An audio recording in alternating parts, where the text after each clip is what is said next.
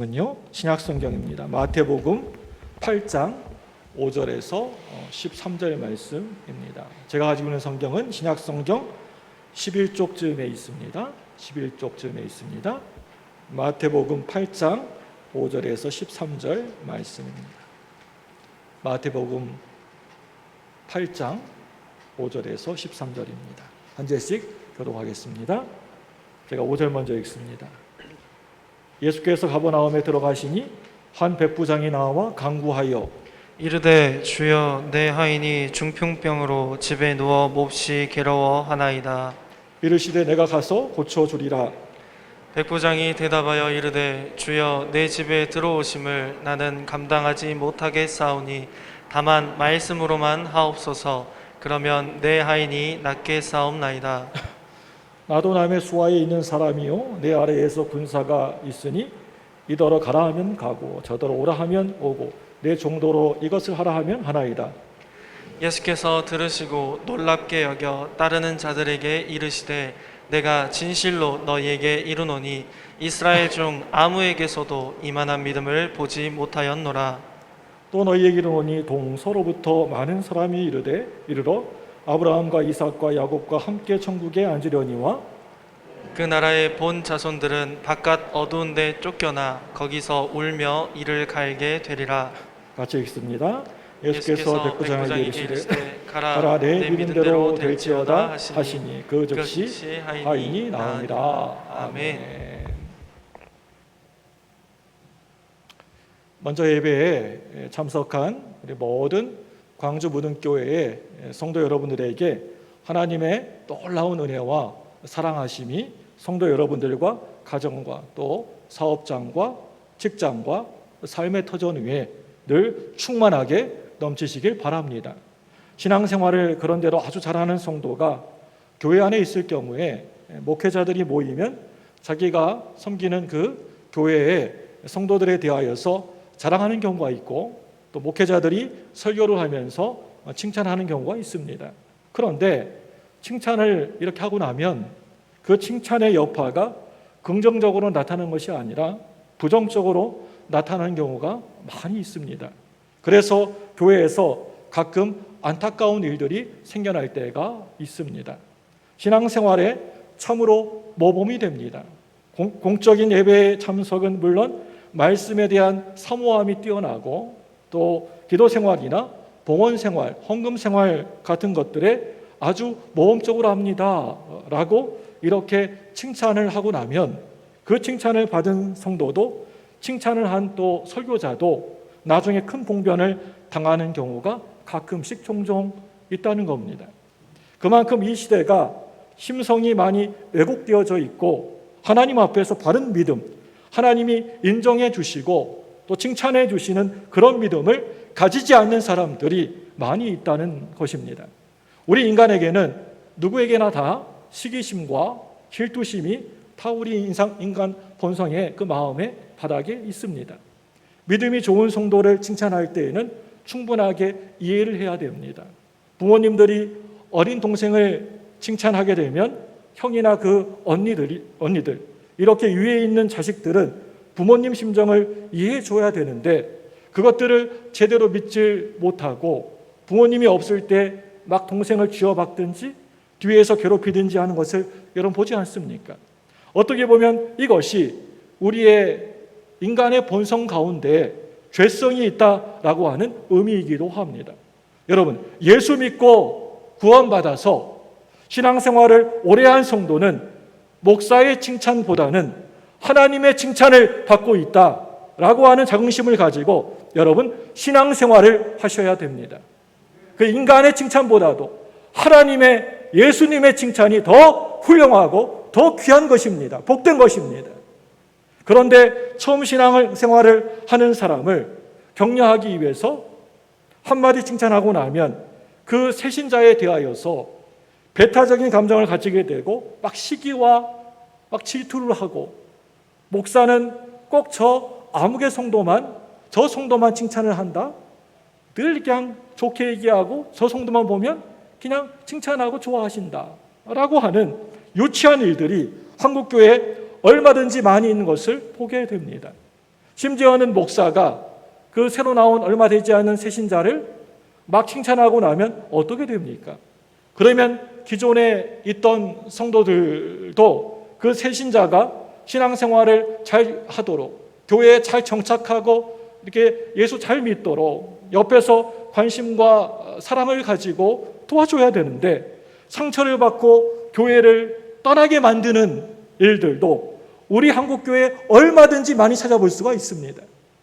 이것은 오늘날 이 시대가 악한 시대라고 하는 것을 반증해 주는 것입니다. 여러분들이 살아가시면서 하나님이 얼마나 크신 분으로 인정하면서 살아가십니까? 이 땅을 살아가시면서 나라고 하는 존재가 과연 어떠한 존재인가라고 하는 것보다 정말 훨씬 더 중요한 것이 있습니다. 내가 어떤 환경을 만나는가라고 하는 문제보다도 진짜 훨씬 더 귀하고 중요한 게 있다라고 하는 것입니다. 그것은 바로 내가 이 땅에 잠시 한평생 살아가면서 내가 어떤 하나님, 어떤 예수님을 내가 만나는가, 내가 어떤 믿음을 가지고 이 땅에 살아가는가라고 하는 것입니다. 성경에서 중요한 핵심 주제가 딱 하나 있다고 한다면 그것이 바로 믿음일 것입니다. 신약 성경을 보더라도 헬라어 피스토스, 다시 말하면 믿음이라는 말이 무려 600번 이상이나 계속해서 사용되고 있는 것을 우리들이 성경을 읽다가 보면 발견하게 됩니다. 이 성경에서 믿음이라고 하는 말을 쏙 빼버리고 나면, 우리 그리스도인들에게서 믿음을 빼버리고 나면 아마 아무것도 없는 빈 껍데기, 빈 깡통만 남아있게 될 것입니다. 오늘 말씀을 보게 되면 예수님을 감동시킨 큰 믿음의 사람 한 사람이 오늘 말씀에 나오는 것을 보게 됩니다. 여러분, 이 사람이 어떤 사람입니까? 이 사람은 이스라엘 백성이 아니었습니다. 이방 나라 로마 나라의 군대 장교였습니다. 오늘 말씀을 보게 되면 예수님이 또 하나님이 택하신 백성, 선민이라고 하는 이스라엘 백성들 중에서도 이러한 믿음, 이만한 믿음을 내가 지금까지 전혀 한 번도 전혀 보지를 못했다라고 크게 감탄하시는 장면이 나오는 것을 보게 됩니다. 우리 마태복음 8장 10절입니다. 우리 다 같이 8장 10절 같이 읽습니다. 시작. 예수께서 들으시고 놀랍게 여겨 다른 자들에게 이르시되 내가 진실로 너희에게 이르노니 이스라엘 중 아무에게도 이만한 믿음을 보지 못하였노라. 아멘. 이만한 믿음을 보지 못하였노라. 오늘 말씀의 배경을 살펴보게 되면 참으로 퍽이나 재미가 있는 말씀입니다.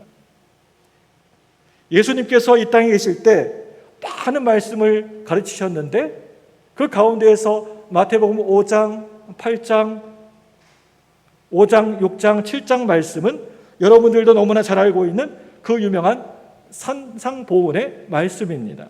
이 산상보훈의 마지막 마태복음 7장 29절 말씀, 이 말씀을 들은 사람들이 예수님의 가르침은 정말 큰 권세와 권능이 있다라고 감탄을 합니다.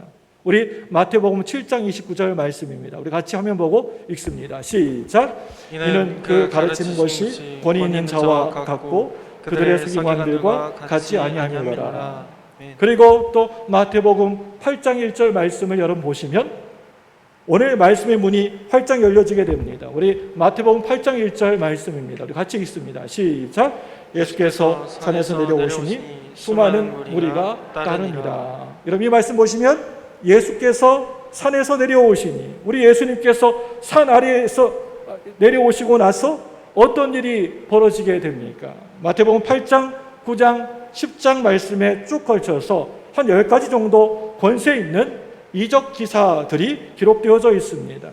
권세 있는 말씀을 가르치신 예수님이 권세를 행하시는 이야기가 계속해서 이어져 가고 있는 것을 보게 됩니다. 오늘 말씀 마태복음 8장 5절 말씀에서 13절 말씀을 살펴보게 되면 이르되 라고 하는 말이 6번 정도 나오는 것을 볼 수가 있습니다. 예수님께서 말씀하셨다라고 하는 말이 계속해서 반복되고 있는 것을 알 수가 있습니다. 이 말씀을 보게 되면 예수님과 백부장과의 대화로 가득 차 있습니다. 기적 사건과 권세 있는 하나님의 말씀을 서로 연결시키고 있는 것입니다. 이게 바로 오늘 마태복음의 신학의 균형이고 조화입니다. 권세 있는 말씀과 그 권세를 행하시는 우리 예수님, 말씀과 능력은 서로서로 분리되어 있는 것이 아니고 서로서로 따로따로 떨어져 있는 것이 아니라 하나다라고 하는 결론입니다. 이 사실을 가장 잘 우리들에게 보여주는 사건이 바로 오늘 말씀의 사건이라고 생각되어집니다. 예수님이 산에서 내려오셔서 이제 어디로 가십니까? 가버나움이라고 하는 동네로 들어가시게 됩니다. 그때 이 지역을 점령한 로마 군인 백부장이라고 하는 사람이 예수님께 나와서 예수님 무릎 앞에 꿇어서 간절히 간구를 합니다. 뭐라고 하고 있습니까? 우리 마태복음 8장 6절입니다. 우리 같이 화면을 보고 읽습니다. 시작. 이르되 주여 내 하인이 중풍병으로 집에 누워 몹시 괴로워하나이다. 주여. 이와 같이 사실 이방 사람이 예수님을 부를 때 랍비다든가 선생님이요 라고 하고 선생님이라고 이렇게 부른 것이 아니라 오늘 말씀 6절 말씀처럼 이렇게 주여라고 부른 것은 정말 특이한 경우고 또 어떻게 보면 엄청난 신앙심이고 경외심이라고 할 수가 있습니다. 예수님이 선뜻 7절 말씀을 보니까 내가 가서 고쳐주리라 라고 말씀하고 계십니다. 그러니까 이 백부장이 예수님께 또 뭐라고 하고 있습니까? 이 백부장이 이렇게 말하고 있습니다. 다시 예수님을 향하여서 또 뭐라고 부르고 있습니까? 예수님한테 주여라고 또 다시 부르고 있습니다. 우리 마태복음 8장 8절입니다. 우리 같이 읽습니다. 8장 8절 시작. 백부장이 대답하여 이르되 주여 내 집에 들어오심을 나는 감당하지 못해갔사오니 다만 말씀으로만 하옵소서. 그러면 내 하인이 낫게 싸움나이다. 아멘. 주여 다만 말씀으로만 하옵소서. 그러면 내 종이 내 하인이 낫겠나이다. 2000년 세월이 지난 지금 우리가 읽어보고 또 읽어봐도 너무나 이 말씀 감동적이고 또 저절로 감탄이 나오지 않습니까? 여기에서 오늘 말씀 설교의 제목인 다만 말씀으로만 하옵소서라고 하는 내용이 나오게 되는 것입니다. 우리 예수님도 이러한 믿음의 고백을 들으시고 엄청 놀라셨던 것 같습니다. 우리 마태복음 8장 10절입니다. 우리 10절 말씀 같이 읽습니다. 시작. 예수께서 들으시고 놀랍게 여겨 다른 자들에게 이르시되 내가 진실로 진실로 너희에게 이르노니 이스라엘 중 아무에게도 이만한 믿음을 보지 못하였노라. 아멘. 여기에서 이만한 믿음은 내가 하나님을 믿을 때 가장 높고 최고의 믿음을 말하고 있는 겁니다. 우리가 믿음 생활을 한다고 하면서 평생에 딱 한 번 정도쯤은 이렇게 예수님의 그 마음을 감동시켜드리고 감격할 수 있게 해드릴 수 있다고 한다면 여러분 이 얼마나 멋지고 근사한 일이겠습니까?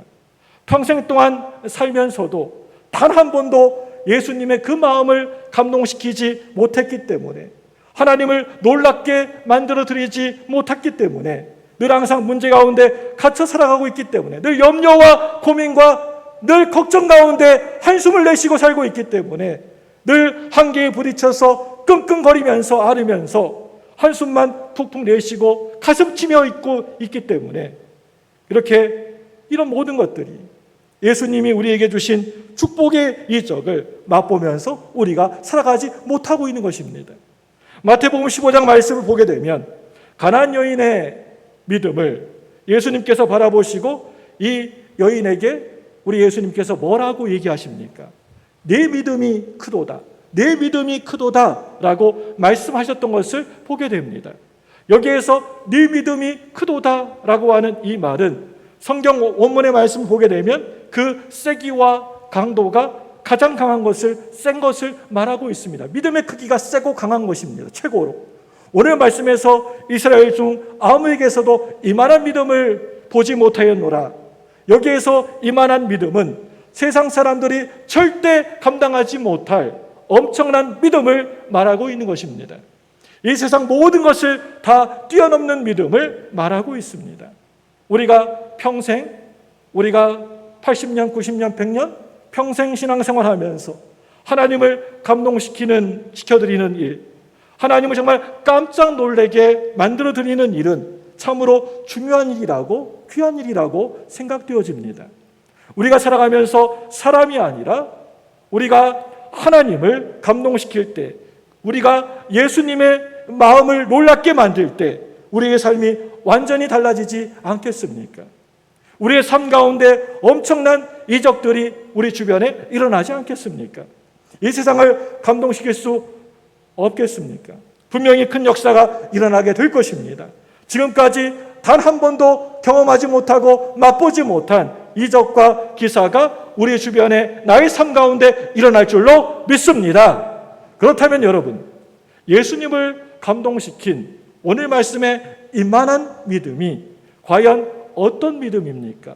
어떤 믿음이길래 우리 예수님께서 이만한 믿음이라고 하면서 칭찬하고 감격하고 계시는 것입니까? 인간으로 이 세상에 평생 동안 살아간다는 것, 여러분, 그 자체가 늘 기쁜 일과 평생에 좋은 일, 행복한 일만 있는 것이 아니고 우리가 한평생 살아간다는 그 자체, 너무나 큰 고통이고 또 고난이라고 생각됩니다. 하나님께 기도할 수 있는 시간이 있을 때마다 우리 예수님을 만나서 기도의 제목들과 소원을 아뢰 수 있는 결정적인 시간이 나에게 있다고 한다면 내 문제들, 또 내가 바라는 것들을 끄집어내기도 바쁘지 않겠습니까? 이 세상에 살아가는 사람들 중에서 문제가 전혀 없는 사람이 어디에 있겠습니까? 그런데 오늘 이 백부장은 그 당시에 막강한 권력과 힘을 가지고 있었지만 이스라엘을 점령하는, 다스리는 로마의 장교였지만은 주님 앞에 나아가게 됩니다. 그런 이 백부장이 지금 예수님께 달려가서 매달리는 기도 제목은 자기 하인의 병을 제발 좀 이 하인 병 들었는데 고쳐달라고 하는 것이었습니다. 그 당시에 하인이라고 하는 존재는 자기가 가지고 있는 물건 중에 하나 정도쯤으로 생각하던 그러한 때였습니다. 병 들어서 쓸모없는 하인은 폐기 처분하면 그걸 그만입니다. 그런데 이 백부장은 자기의 그 하인의 아픔, 그 고통을 가슴에 끌어안고 예수님께 달려나오고 찾아오게 됩니다. 오늘 말씀을 보면서 이 하인을 부르는 호칭을 보고 제가 참으로 놀라게 되었습니다. 그 당시의 노예는 주인 마음대로 할 수 있는 종입니다. 살릴 수도 있고 죽일 수도 있는, 마음대로 할 수 있는 종이 노예입니다. 그런데 여기에서 이 백부장은 자기의 종을 부를 때 지금 뭐라고 부르고 있습니까? 헬라어 원문을 보니까 파이스라고 부르고 있습니다. 헬라어 파이스는 무슨 뜻이냐면 아들, 자녀라고 하는 뜻을 가지고 있습니다. 한마디로 자기 자식과 같이 귀하고 소중한 사람이라고 하는 뜻입니다. 자기 하인을 부를 때 이 노예야, 종이야 라고 부르지 않고 하인을 부를 때 내 아들아, 내 자식아, 내 자녀야 라고 지금 부르고 있는 것입니다. 종이 아니라 내 친자식처럼 너무나 귀하고 소중하게 아끼는 내 아들이라고 말하고 있다는 것입니다. 여기에서 우리 예수님은 그 말을 듣고 깜짝 놀라시고 진하게 마음의 감동을 받고 계시는 것입니다. 여러분, 오늘 이 말씀에서 이만한 믿음이라고 하는데 이 이만한 믿음이 도대체 과연 무엇입니까? 내가 예수님을 믿는다, 내가 신앙생활하고 내가 교회 나오고 내가 예수를 믿는다라고 큰 소리치면서 말하면서도 가만히 보면 내 품성과 내 인격이 이리저리 사정없이 많이도 삐뚤어져 있습니다. 교회에서 정말 이 일, 저 일 충성을 열심히 하기는 하는데 내가 하는 말이 언어가 부정적으로 오염되어져 있습니다. 이런 모습은 좋은 믿음의 모습하고는 너무나 다른 모습이 아닙니까? 오늘 이 말씀에 등장하고 있는 이만한 믿음이라고 하는 것은 내 품성이, 내 인격이 뒷받침되는 믿음을 말하고 있는 것입니다. 이게 바로 우리 예수님이 들으셨을 때, 그것을 보셨을 때 깜짝 놀라게 만들고 있다는 겁니다. 하나님을 진하게 감동시키고 있는 것입니다. 내가 확실하게 믿음을 가졌다라고 하면서도 우리의 인격이, 우리의 성품이 뒷받침되지 않는 믿음이라고 한다면 이 세상을 절대로 감동시킬 수가 없다는 것입니다. 그러한 모습은 내가 일을 하면 할수록 교회 공동체에 상처를 주고 아픔을 주는 것입니다.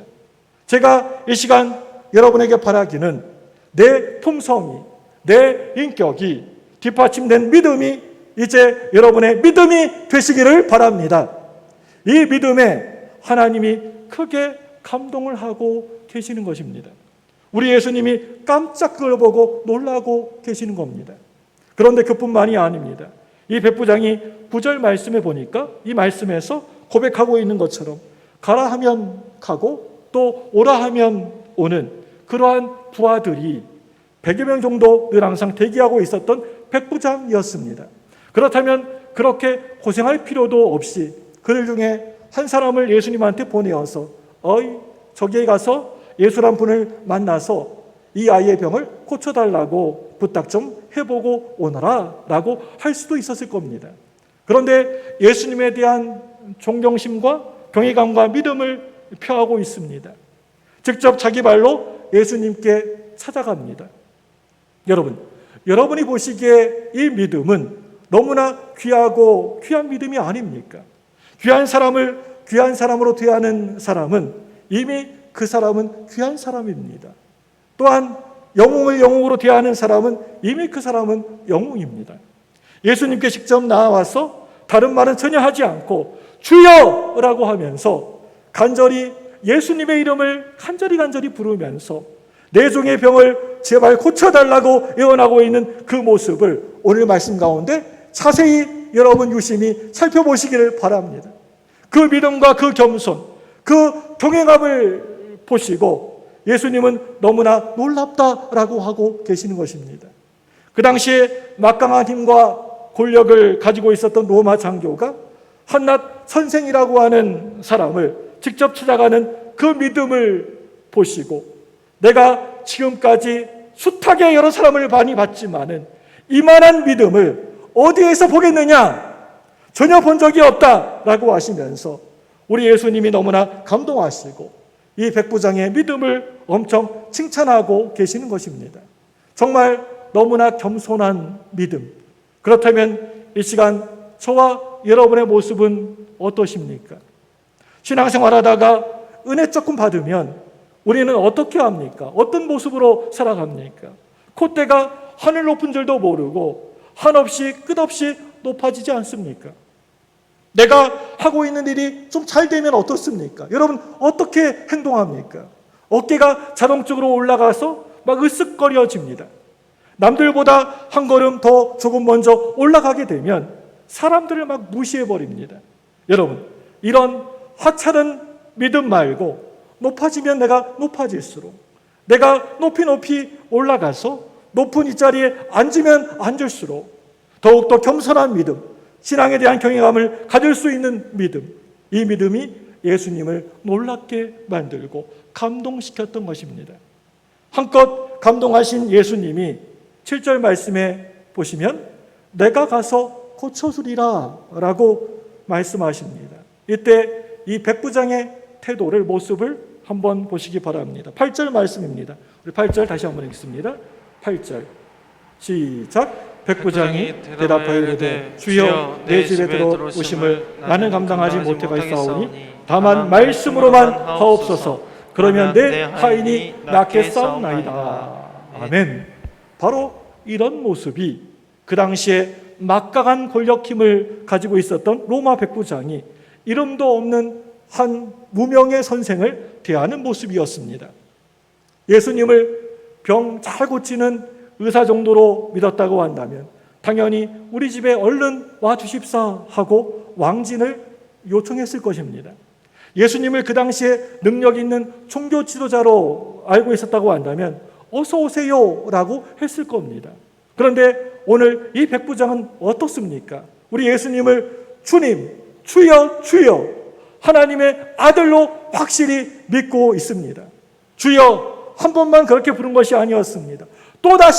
또다시 엎드려서 다시 한번 주여라고 고백하고 있습니다. 예수님이 내 집에, 이방인의 집에 들어오시는 것을 나는 도저히 그거 감당할 수 없습니다. 이방인의 집에 와서 예수님이 사람들의 구설수에 오르는 것이 걱정이 되어서 그런 것이 아니었습니다. 당신이 우리 집에 오시는 것을 저는 도저히 감당할 수가 없습니다. 오시지 마시고 더도 말고 덜도 말고 다만 한 말씀만 해 주십시오. 그러면 내 하인의 병이 깨끗이 낫겠나이다. 그 당시에 주변의 사람들은 오히려 예수님이 로마 백부장의 집에 초대받은 것이 영광이라고 다들 그렇게 생각을 했을 것입니다. 너무나 부럽게 생각을 했을 것입니다. 그런데 오늘 말씀의 이 백부장은 전혀 생각이 그들과 다릅니다. 예수님을 경외하는 믿음이 뒷받침될 때 내가 이만한 믿음을 어디에서 보겠느냐라고 하시면서 예수님이 지금 감동하고 계시는 것입니다. 오늘 예수님이 깜짝 놀란 이만한 믿음의 절정은 8절 말씀에서 다만 말씀으로만 하옵소서, 다만 말씀으로만 하옵소서입니다. 이 말의 원문의 뜻은 단지 한 말씀만 하여 주옵소서라고 되어져 있습니다. 이 말씀은 주여 여러 많은 말씀을 하실 필요도 없습니다. 단지 딱 한 말씀만 하여 주옵소서. 주여 저희 집에 번거롭게 오실 필요도 없으십니다. 바로 이 자리에서 딱 한 말씀만 해 주신다면 모든 것이 다 끝날 것입니다. 헬라어 성경으로 이 말씀을 보게 되면 오직 한마디 말씀으로만입니다. 오직 한 말씀으로만 하옵소서. 이 세상에 모든 힘 있는 사람들이 다 매달려도 전혀 해결되지 않는 문제들, 딱 예수님의 그 한 말씀만 하시면 끝이 난 줄로 믿습니다. 이 세상의 모든 의사들이 다 매달려도 해결되지 않는 질병들, 온갖 아픔들, 고통들, 딱 한 말씀만 하시면 끝이 난 줄로 믿습니다. 평생 동안 염려하고 고민하고 걱정하고 씨름해왔던 내 인생의 문제들, 결정적인 나의 약점들, 나의 실수와 이런저런 허물들, 많고 많은 그러한 죄된 모습들, 딱 한 말씀만 하시면 끝이 날 줄로 믿습니다. 이것은 단순하게 무슨 멀고 가까운 거리의 문제가 아닙니다. 먼 곳 이곳에서 딱 한 말씀만 하여 주옵소서. 이게 바로 우리 예수님을 감동시키는 믿음이 되었던 것입니다. 백부장의 종이 앓고 있었던 중풍병은 2000년이 지난 지금에서도 의학이 지금 극도로 발전된 이 시대에서도 참으로 고치기 어려운 난치병 중에 하나의 그런 질병입니다. 그래서 사실 암보다도 더 무서운 게 이 중풍병이라는 병입니다. 성경에 이 당시에도 이 중풍병은 정말 너무나 고치기 어려운 불치병이었습니다. 그런데 무슨 배짱으로 또 어떤 믿음이었기에 딱 한 말씀만 하옵소서, 오실 필요도 없습니다, 그냥 여기서 딱 한 말씀만 하여 주옵소서라고 이렇게 말할 수가 있었을까요? 8장 13절 말씀입니다. 같이 읽습니다. 13절 시작. 예수께서 백부장에게 이르시되 가라, 내 믿음대로 될지라 하시니 그 즉시 하인이 나으니라. 아멘. 예수님이 뭐라고 말씀하십니까?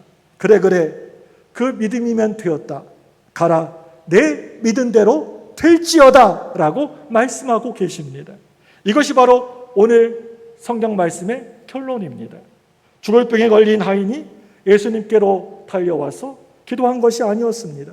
하나님 정말 고쳐주십시오, 주님 내 병을 고쳐주십시오 라고 매달려 기도한 것도 아니었습니다. 주인이었던 백부장이 그 하인의 병을 예수님께 기도하여서 예수님의 응답을 받게 된 것입니다.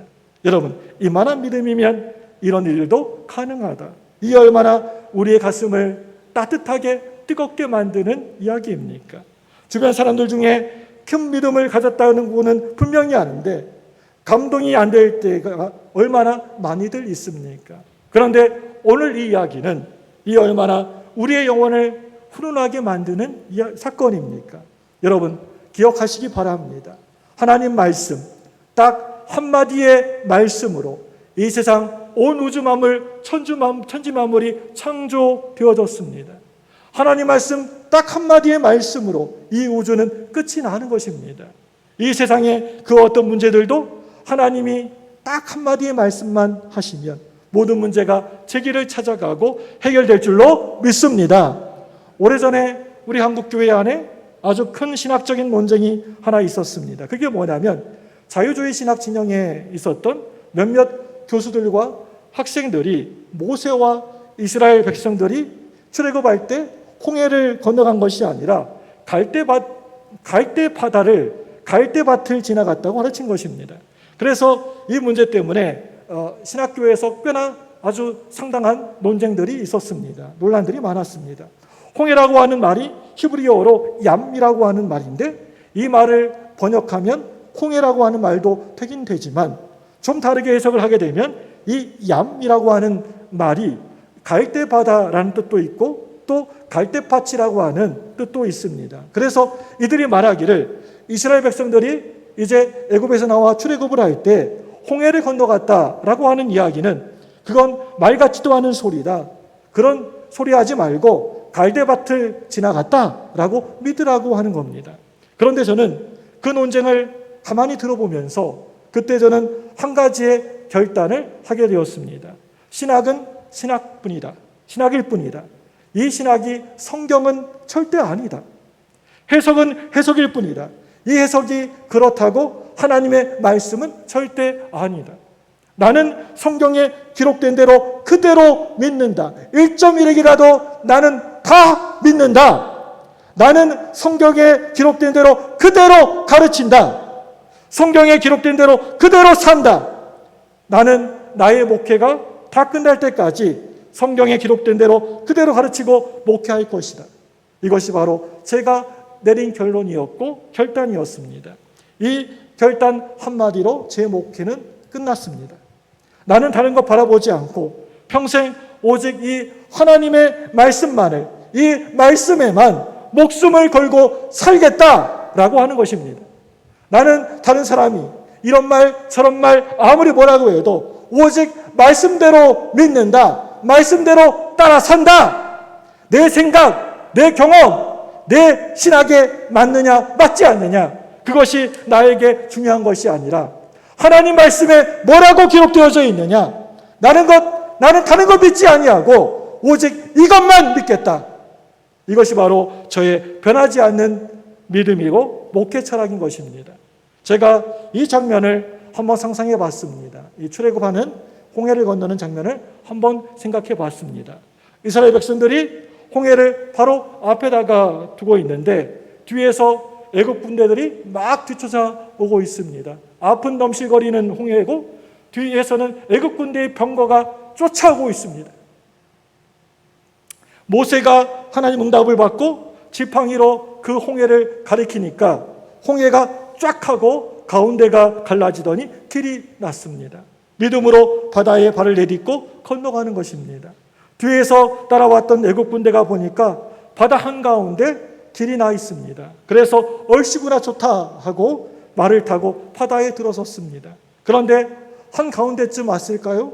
물이 다시 이제 이렇게 있다가 다시 이렇게 덮어지고 합쳐지더니 몽땅 다 물속에서 빠져 죽고 말았습니다. 이게 바로 이스라엘 백성들의 세례 사건입니다. 홍해 바다를 건너갔던 그 사건이 바로 세례 사건을 증표하고 있습니다. 홍해를 건너면서 세례를 받은 것입니다. 과거의 이스라엘 백성들, 종된 그런 마음, 노예의 근성, 저주받은 백성들은 이제 다 끝났습니다. 하나님의 그 세례를 받음으로 다 끝나게 되었습니다. 구원받은 하나님의 백성들로 이제 가나안 땅에 약속의 땅 촉각불이 흐르는 그 가나안 땅에 들어가면 된다. 이 사건으로 성경이 확실하게 말하고 있습니다. 도대체 여러분이 예수 믿으면서 뭘 못 믿겠다라고 하는 것입니까?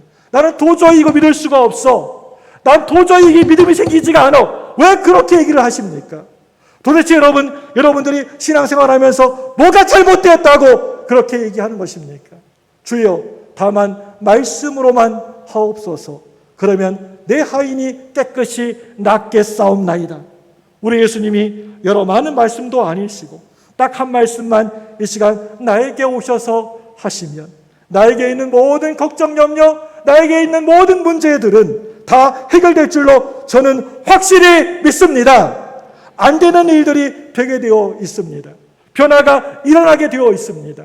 우리 가정이 완전히 새로워질 줄로 믿습니다. 우리 공동체가, 교회가 새로워질 줄로 믿습니다.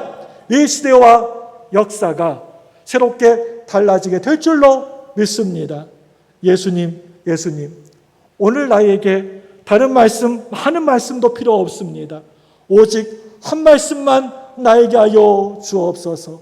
다만 말씀만 하여 주옵소서. 이러한 고백이 저와 여러분의 고백되기를 주님의 이름으로 축원합니다. 이 시간에 기도하기 원합니다. 두 손을 번쩍 드시고